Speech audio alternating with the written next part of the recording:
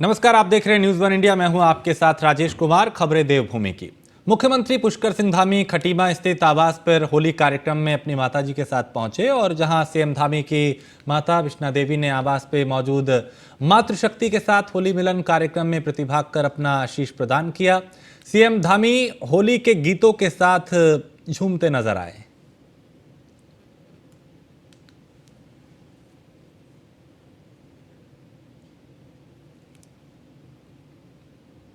और मुख्यमंत्री पुष्कर सिंह धामी अपने विधानसभा चंपावत के बनबसा पहुंचे, जहां मुख्यमंत्री ने रामलीला मंच हाई स्कूल गुदनी बनबसा में आयोजित होली मिलन समारोह में भाग लिया। कार्यक्रम स्थल पर मुख्यमंत्री और उनकी धर्मपत्नी का स्थानीय लोगों और कार्यकर्ताओं ने स्वागत किया। इस दौरान मुख्यमंत्री ने होली गायन कर रहे कलाकारों के साथ होली नृत्य करके अपनी खुशी जाहिर की। मुख्यमंत्री पुष्कर सिंह धामी टनकपुर के गांधी मैदान भी पहुंचे और वहां भी आयोजित होली मिलन समारोह में वो शामिल हुए। और मीडिया से बात करते हुए उन्होंने कहा कि हमारा सपना है कि हम चंपावत जिले और प्रदेश को सपनों का उत्तराखंड बनाने के लिए काम करेंगे।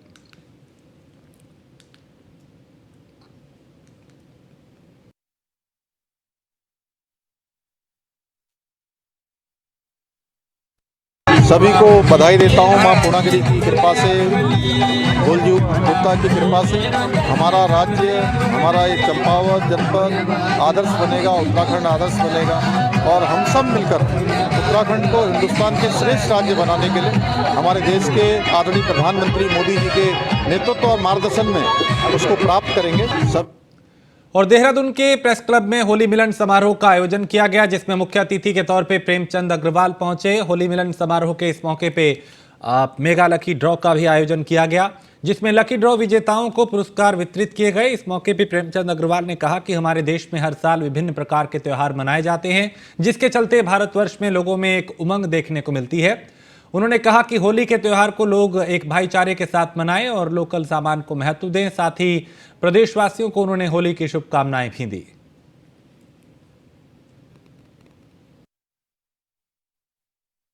पूरे वर्ष भर मनाते हैं होली का त्यौहार, जिसे हम रंगों का त्यौहार कहते हैं, खुशियों का त्यौहार कहते हैं।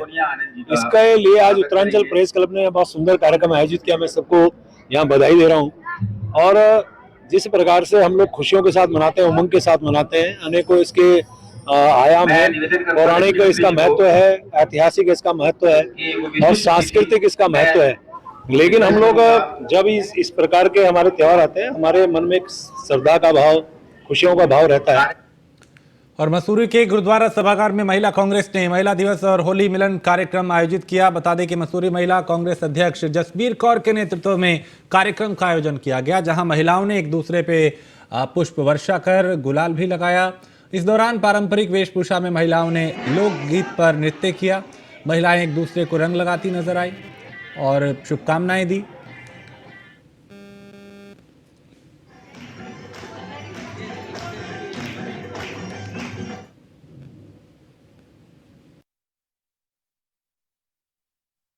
अंतर्राष्ट्रीय महिला दिवस और होली का पर्व जो है वो एक ही दिन पड़ा है, तो आज हम मिलजुल कर यहाँ पर सभी महिलाएं अंतर्राष्ट्रीय महिला दिवस और होली का जो कार्यक्रम यहाँ कर रहे हैं। और इस अवसर पर मैं सभी बहनों को होली की हार्दिक शुभकामनाएं देती हूँ और अंतर्राष्ट्रीय महिला दिवस की भी हार्दिक शुभकामनाएं देती हूँ। और यही कहना चाहूँगी कि महिलाएँ अपने आप को कभी कमज़ोर न समझें। महिला किसी से कम नहीं है, क्योंकि महिला धरती के समान है। महिला हर गम को, हर दुख को सह लेती है और हर दुख को सहते हुए भी अपने बच्चों को पाल लेती है। अल्मोड़ा के ग्रामीण इलाकों में परंपरागत होली के गायन की धूम है और देर शाम से कुमाऊनी होली में सभी वर्गों के लोग टोलियां बना के भगवान विष्णु की बंधन डोल और वाद्य यंत्र की सहायता से होलिका का गुणगान करते हैं। और रात के समय गांव-गांव जाकर होली की कुमाऊनी परंपरा का गुणगान किया जाता है। राम कृष्ण शिव की आराधना यहाँ पे होती है और इन अनूठी पहल को होली की मस्ती से इसमें कहीं ना कहीं और कई तरह के रंग जो हैं वो देखे जा रहे हैं। उत्तरांचल का इसमें सर्वप्रथम प्रधान क्या उससे होली स्टार्ट होके सभी के घर घर जाके होली गाई जाती है। उनके जिनके बच्चों का जन्मदिन होता है, जन्म होने पर उनके वहाँ होली अलग से गाई जाती है। उनको नया हमारे परिवार होता है उसके साथ और अंत में तो जिसका नया मकान बनता है उस दिन इसके लिए विशेष गायन किया जाता है। ये उत्तरांचल होली का हमारा यह पर्व जो कि पहाड़ों में जो होली मनाई जाती है, यह पूरे एक हफ्ते की होली होती है। यह होली एक बुजुर्गों से चली आ रही परंपरा है, जिसमें हम लोग पूरे 6 दिन 7 दिन तक होली गाते हैं और अंत में छलड़ी के दिन यह प्रोग्राम जो है सामूहिक रूप से होता है, क्योंकि यह सामूहिक त्यौहार है तो सब मिलजुल के इसको गाते हैं। और मसूरी में कैबिनेट मंत्री गणेश जोशी ने छावनी परिषद में होने वाले चुनाव को लेकर कार्यकर्ताओं के साथ बैठक की और वहीं प्रत्याशियों के चयन प्रक्रिया के लिए मंडल अध्यक्ष राकेश रावत और बीजेपी नेता मोहन पेटवाल से सूची भी मांगी। मंत्री गणेश जोशी ने कहा कि बूथ स्तर पर सभी तैयारियां की जा रही हैं। इस बार 6 सीटों पर बीजेपी की समर्पित प्रत्याशी जीत हासिल करेंगे। उन्होंने कहा कि बीजेपी की प्रदेश और केंद्र की सरकार की जन कल्याणकारी योजनाओं के साथ साथ सरकार द्वारा किए जा रहे विकास कार्यों को जन जन तक पहुंचाने के लिए कार्यकर्ताओं को आगे आना होगा। साथ ही जल्द संगठन बीजेपी की छावनी परिषद मसूरी के प्रत्याशियों की घोषणा भी करेगा।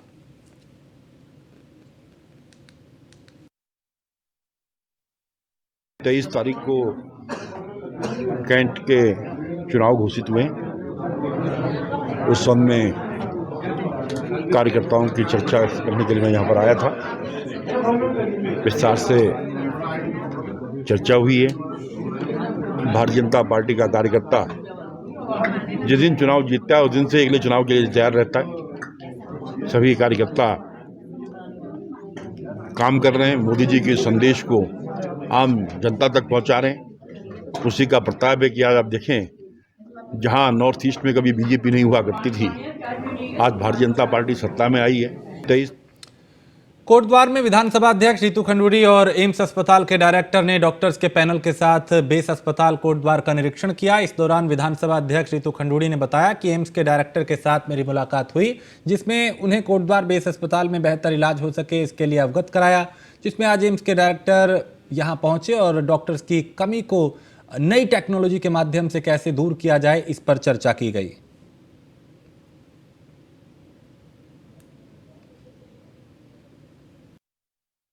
इंफ्रास्ट्रक्चर में तो उन्होंने कहा कि मुझे ठीक लगा है। आज अब जो बातचीत हो रही है वो डॉक्टर्स को लेकर होगी, ह्यूमन रिसोर्स को लेकर, कि नर्सेज की कमी है, कि अगर टेलीमेडिसिन को यूज़ करना है तो हम उसको किस तरह से यूज़ कर सकते हैं, क्या और टेक्नोलॉजी ऐसे हम कर सकते हैं कि दिल्ली का में बैठे हुए डॉक्टर वहाँ से कंसल्ट हमारे लोगों को कर सके। तो इस तरह की चीज़ों को आज वो उसको पढ़ेंगे, देखेंगे और समझेंगे। इंफ्रास्ट्रक्चर में तो उन्होंने कहा कि मुझे ठीक लगा है। आज अब जो बातचीत हो रही है वो डॉक्टर्स को लेकर होगी, ह्यूमन रिसोर्स को लेकर, कि नर्सेज की कमी है, कि अगर टेलीमेडिसिन को यूज़ करना है तो हम उसको किस तरह से यूज़ कर सकते हैं, क्या और टेक्नोलॉजी ऐसे हम कर सकते हैं कि दिल्ली का में बैठे हुए डॉक्टर वहाँ से कंसल्ट हमारे लोगों को कर सके। तो इस तरह की चीज़ों को आज वो उसको पढ़ेंगे, देखेंगे।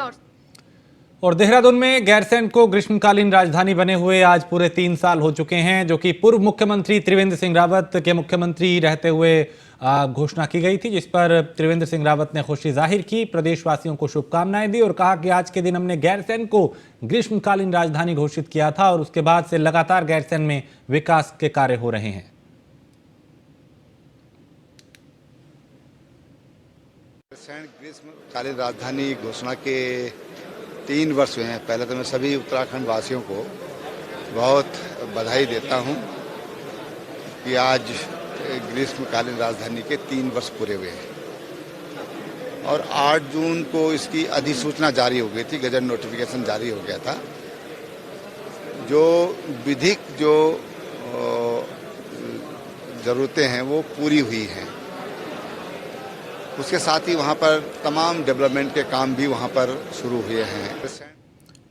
और मसूरी के शिफनकोट के 84 बेघर लोगों का विस्थापन को लेकर चौथे दिन भी आंदोलन जारी रहा, जिसमें कैबिनेट मंत्री गणेश जोशी और पालिका अध्यक्ष अनुज गुप्ता के वादा खिलाफी को लेकर 5 लोगों का 1 दिवसीय उपवास पे वो बैठे। और इस दौरान आवासहीन समिति के संरक्षक प्रदीप भंडारी ने कहा कि गणेश जोशी शिफनकोट के लोगों के साथ धोखा कर रहे हैं। जब पालिका द्वारा जमीन ही नहीं दी गई तो गणेश जोशी द्वारा आईडीएच बिल्डिंग में मुख्यमंत्री को लेकर भूमि पूजन कैसे कर दिया गया।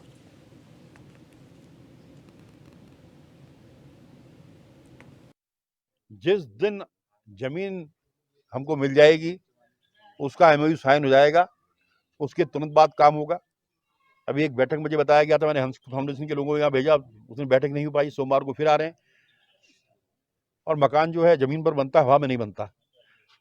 नगर पालिका ने 2 लाइन का प्रस्ताव बनाकर दे दिया, कोई एमओयू साइन नहीं किया, उसके कोई कागजात नहीं दिए। किस आधार पर संस्था काम करेगी? क्योंकि हम फाउंडेशन का एक अपना नाम है, जो वो कहती है वो करती है। अभी पूजी माता जी से मैं मिला था और उन्होंने मुझे आश्वस्त किया था, उन्होंने अपने लोगों को भेजा है। जिस दिन जमीन हमको मिल जाएगी। गणेश जोशी जी लगातार झूठ पे झूठ बोल रहे हैं और ये केवल अब मसूरी वासी नहीं, सिपनकोट वासी नहीं, ये पूरा प्रदेश जानता है। गणेश जोशी जी के लिए हमने आज उपवास रखा था, गणेश जी का व्रत हमने रखा था कि आप आइए, हम यहाँ पे आपका स्वागत करेंगे, आप आइए, अपनी जनता से मिलिए, अपनी उन बहनों से मिलिए जिनको आपने राखी बांधी, जिनकी रक्षा की आपने बात की थी। मामला तो इन्होंने खुद उलझा रखा है। ये चाहे हमारे माननीय विधायक जी हों और चाहे हमारे नगर पालिका अध्यक्ष हों, दोनों एक ही थाली के हैं, एक ही हैं, वो उनमें कहीं कोई फ़र्क नहीं है। अगर जो है हमें ये साइन नहीं हुआ तो वो पत्राचार करते हैं, भाई आप ऐसा क्यों नहीं कर रहे हैं। वो एक मंत्री हैं, एक मंत्री के पद पर हैं, उनको कहना चाहिए था कि आप हमें ये साइन क्यों नहीं कर। और देहरादून में नौकरी का झांसा देकर ठगी करने के आरोप में एसटीएफ ने 3 आरोपियों को गिरफ्तार किया है। तीनों आरोपी एक वेबसाइट के माध्यम से ठगी कर कई लोगों को चूना लगा चुके हैं। वहीं एसटीएफ एसएसपी आयुष अग्रवाल ने बताया कि कई अन्य लोगों के तार भी इनसे जुड़े हैं। फिलहाल एसटीएफ तीनों ही इससे पूछताछ कर रही है ताकि एक एक कड़ी को जोड़ के पूरी चेन को शिकंजे में लिया जा सके।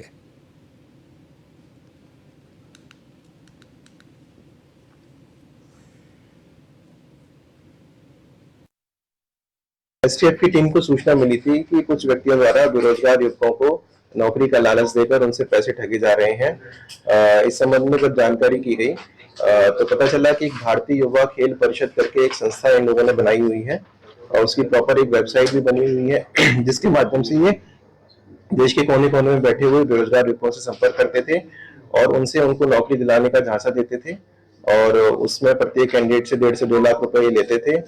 कुछ लोगों की जिनकी फिजिकल इंस्ट्रक्टर की नौकरी लगाने का झांसा देते थे, उनकी ट्रेनिंग भी कराई गई है। एसटीएफ उत्तराखंड एसटीएफ की साइबर थाना पुलिस ने 1 करोड़ 85 लाख रुपए की ठगी करने वाले मुख्य सरगना नाइजीरियन मूल के विदेशी नागरिक को दिल्ली से गिरफ्तार किया है। एसटीएफ को आरोपी के पास से एक मोबाइल फोन, सिम कार्ड और कई दूसरी चीजें भी बरामद की हैं। बता दें कि इस मामले में रानीखेत निवासी ने शिकायत की थी और जो पहले भी एक बार ठगी का शिकार हो चुके हैं। एसटीएफ के एसएसपी आयुष अग्रवाल ने जानकारी दी और बताया कि आरोपी पहले भी दिल्ली में गिरफ्तार हो चुका है।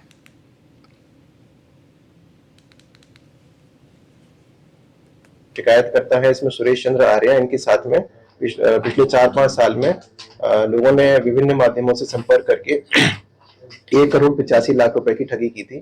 तो इस संबंध में cyber crime police station Kumaon में मुकदमा दर्ज करा गया था और उसकी इन्वेस्टिगेशन स्टार्ट की गई थी। उसी क्रम में एक नाइजीरियन मूल के व्यक्ति को तुगलकाबाद दिल्ली से गिरफ्तार किया गया है।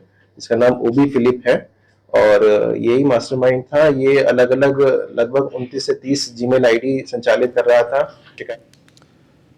देहरादून में सरकारी भर्ती के नाम पे ठगने वाले गिरोह का भांडाफोड़ किया गया। भारतीय युवा खेल परिषद के नाम से वेबसाइट चला के बेरोजगार युवकों को धोखा दिया जा रहा था। देश भर के कई राज्यों के युवकों से गिरोह ठगी करने में कामयाब रहा। बताया जा रहा है कि कई विभागों में नौकरी दिलाने के नाम पर ये लोगों को ठगता था।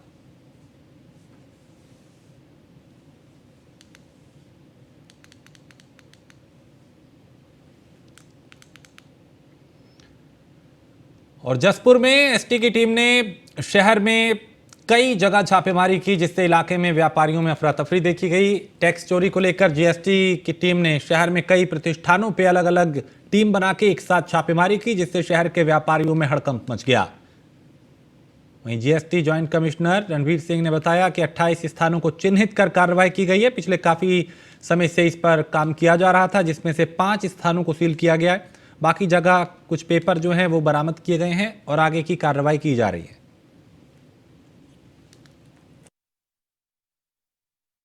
28 स्थानों पर जो है कार्रवाई वाली हमने चिन्हित किए थे स्थान और इसमें हमारे लगभग 8 से 9 अधिकारी लगातार पिछले 6 महीनों से काम कर रहे थे। तो ये स्पॉट वेरीफाई किए गए। इसमें जो भी कार्रवाई है अभी स्टिल कंटिन्यू है। कुछ मैसेज जो लगभग 5 हैं उनको सील कर दिया गया है। उसमें ये अंदेशा है कि इसमें कुछ टैक्स के इवेजन से संबंधित कुछ और हमें पेपर्स के डॉक्यूमेंट्स मिलेंगे। बाकी कुछ जगह पे हमें ये पेपर्स मिल गए हैं। और ऋषिकेश में चारधाम यात्रा को लेकर परिवहन विभाग ने भी व्यवस्था बनाने के लिए अपनी कमर कस ली है। आरटीओ देहरादून सुनील कुमार ने निजी बस ऑपरेटर के साथ बैठक कर जल्द ही रोटेशन का गठन करने के निर्देश दिए। इसके साथ ही यात्रा के दौरान बसों की कमी ना हो इसके लिए भी कहा। और बस ऑपरेटर ने 13 मार्च को बैठक कर रोटेशन गठन करने की बात कही है। आरटीओ के मुताबिक इस बार चारधाम यात्रा को लेकर बेहतर व्यवस्थाएं की गई हैं।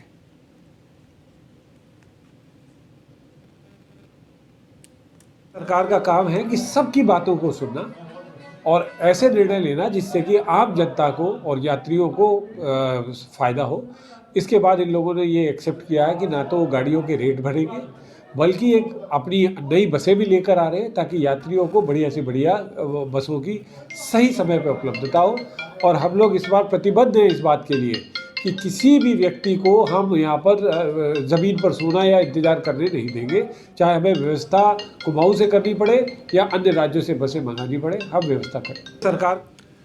और काशीपुर में आबकारी टीम ने अवैध कच्ची शराब के खिलाफ अभियान चलाया। इसी क्रम में आबकारी टीम ने जंगल में चलाई जा रही 6 शराब की भट्टियों को नष्ट किया और यहाँ पे उपकरणों को नष्ट किया, भट्टी को नष्ट किया। 120 लीटर अवैध कच्ची शराब बनाने और जो दूसरे जो उपकरण थे, जो कच्ची शराब थी, उसको भी यहाँ पे नष्ट किया गया।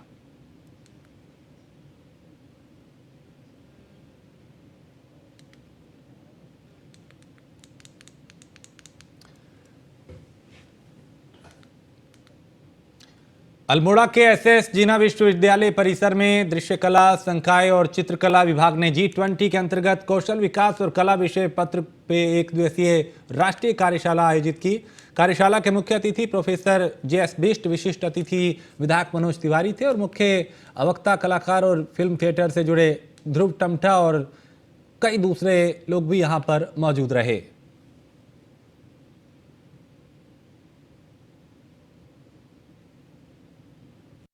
दृश्यकला संकाय के द्वारा ये कौशल विकास एवं जो कला विषयक ये जो संगोष्ठी का आयोजन किया जा रहा है। जैसा कि आपको मालूम है कि दृश्यकला जो संकाय है विशुद्ध रूप से रचनात्मक जो संकाय है। यहाँ चित्रकला के अलावा जो दृश्यकला के विद्यार्थी BFA और MBA के बच्चे भी पढ़ते हैं। तो इस दृष्टि से भी जो इस कार्य में जो कार्यशाला का महत्व बढ़ जाता है, यानी निपुणता कैसे लाएं, प्रवीणता कैसे लाएं, उसके टिप्स दिए जाएंगे। देहरादून में गर्मियों की दस्तक के साथ ही उत्तराखंड में भीषण जल संकट के संकेत मिलना शुरू हो गए हैं। प्रदेश के 4624 गदेरे और झरनों में तेजी से पानी की कमी होने लगी है। इनमें से 461 पेयजल स्रोत तो ऐसे हैं जिनमें 76% से ज्यादा पानी कम हो गया है। पानी कम होने वाले स्रोत में पौड़ी सबसे पहले स्थान पर है।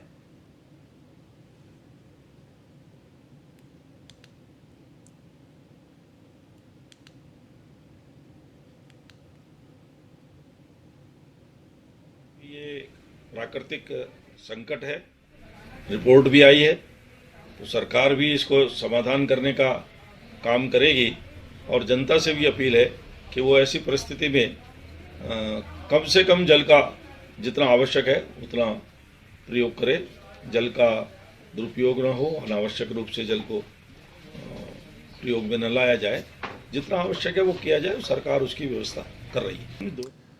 आयुक्त खाद्य सुरक्षा एवं औषधि प्रशासन डॉक्टर R राजेश कुमार का कहना है कि होली को देखते हुए राज्य भर में बड़े स्तर पर अभियान चलाए जा रहे हैं। इसमें फूड सेफ्टी विभाग के साथ ही नगर निगम और पुलिस प्रशासन की टीमों को भी शामिल किया गया है। जांच के लिए राज्य भर में 199 नमूने संग्रहित किए गए हैं।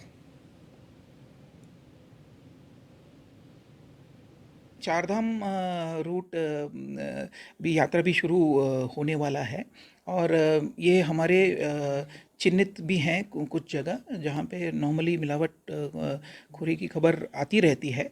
तो इस बार कैंपेन, जैसे मैंने अभी कहा, जो हम नॉर्मल फेस्टिवल्स के दौरान भी जो फॉलो करेंगे, हमारा कैंपेन इंटीग्रेटेड रहेगा सबके साथ मिलके, और हम इंफॉर्मेशन का आदान प्रदान भी करेंगे दूसरे डिपार्टमेंट के साथ, ताकि कंबाइंड एफर्ट के साथ हम उसमें और अच्छा रिजल्ट हम लोग हमें विभाग के द्वारा जो है खाद्य सुरक्षा अधिकारी तैनात किए जाते हैं। और एक और चीज़ जो नया इनिशिएटिव इस बार किया गया प्रदेश के द्वारा, खाद्य सुरक्षा औषधि प्रशासन के द्वारा एक टोल फ्री नंबर जारी किया गया है 1800-180-4246 जिस पे कोई भी आम उपभोक्ता खाद्य मिश्रण या औषधि से संबंधित जो है शिकायत दर्ज करा सकते हैं और विभागीय अधिकारी को निर्देश दिए गए कि जो है प्राप्त शिकायतों का निस्तारण त्वरित रूप से करें। विभाग के द्वारा जो है खाद्य सुरक्षा अधिकारी तैनात किए जाते हैं। और एक और चीज़ जो नया और लेन देन के विवाद को लेकर रुड़की में सरे बाजार एक बाइक सवार युवक को गोली मार दी गई।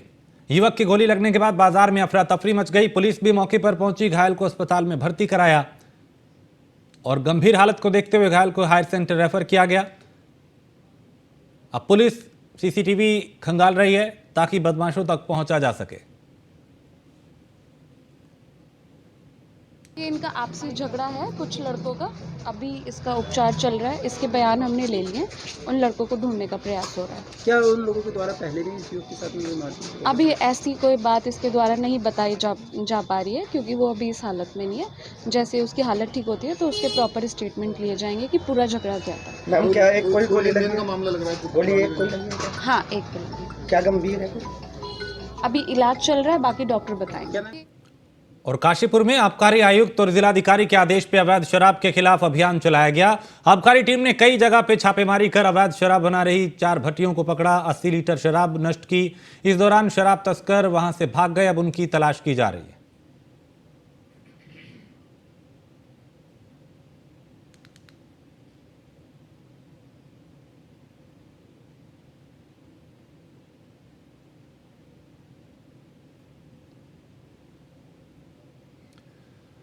और लक्सर तहसील में भी अवैध शराब के खिलाफ अभियान चलाया गया। आबकारी विभाग ने प्रतापपुर गांव में जंगलों और कई दूसरे इलाकों में अभियान चलाया। 15,000 लीटर लहन नष्ट किया और मौके पर कच्ची शराब बनाने के उपकरण भी बरामद किए।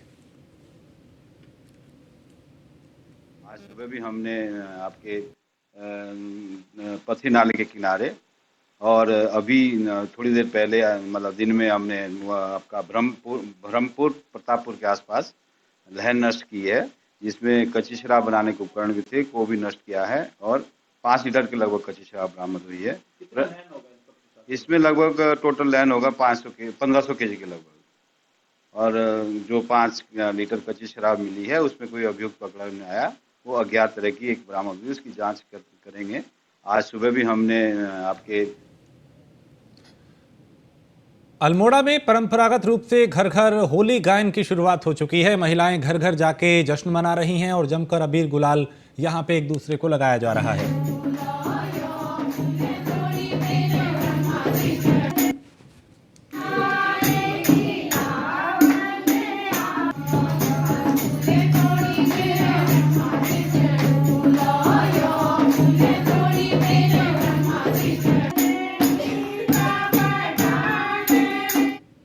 हमारे यहाँ पौष मास से होलियाँ शुरू हो जाती हैं उत्तराखंड में और घर घर होलियाँ होती हैं। इसमें सब लोग बहुत आनंद लेते हैं। हम होली के साथ साथ झोड़ा, चाचरी और न्योली जो भी होता है उसको भी गाते हैं और साथ में सारे लोग बहुत हर्षोल्लास के साथ। अल्मोड़ा में खड़ी होली की धूम मची हुई है। होलियार शिव मंदिर में देर रात तक ढोल की थाप पे कुमाऊनी होली का गायन करते नजर आ रहे हैं और सोमेश्वर और अल्मोड़ा में होलियार घर घर जाकर लोगों को अपनी मधुर संगीत की आवाज से मंत्रमुग्ध कर रहे हैं।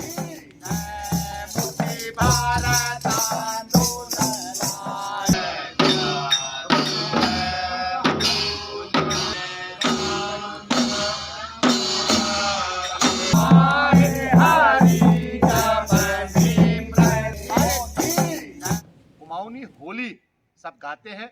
पहले गणेश जी से शुरुआत होती है और उसके बाद बहुत ही आनंद पूर्वक यहाँ होली का गायन होता है सब। अब उसके बाद 7 तारीख को यहाँ होली का इसका चीर का 6 तारीख को चीर जलाई जाएगी और 7 तारीख को क्योंकि खल्लड़ है और 8 को छलड़ी है, फिर सभी पूरे स्थानीय लोग मोहल्ले में जाकर सबके घरों में जाकर आशीष दी जाती है। बरस दिवाली बरसे फाक, जो नरजी में खेले फाक। कुमाऊनी होली सब गाते हैं। पहले गणेश। और इसी के साथ इस बुलेटिन में फिलहाल इतना ही। आप बने रहिए न्यूज़ 1 इंडिया के साथ।